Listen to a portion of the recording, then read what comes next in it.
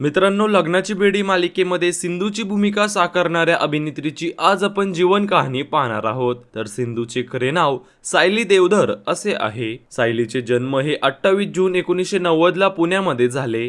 2024 प्रमाणे सायली ही 34 वर्षाची आहे. सायलीने आपले शाळे आणि कॉलेजचे शिक्षण हे पुण्यामधूनच पूर्ण केलेलं आहे. सायलीचं एज्युकेशन क्वालिफिकेशन हे ग्रॅज्युएशन आहे. फोटोमध्ये दिसणारी ही सायलीची आई आहे, तर हे तिचे वडील आहेत. सायलीला 2 बहिणी असून एकीचे नाव कल्याणी तर दुसरीचे नाव सिद्धी असे आहे. सायलीचे लग्न झालं असून तिच्या नवऱ्याचे नाव गौरव बुरसे असं आहे. सायलीची उंची ही 5 फूट 4 इंच असून तिचे वजन 51 किलो इतके आहे.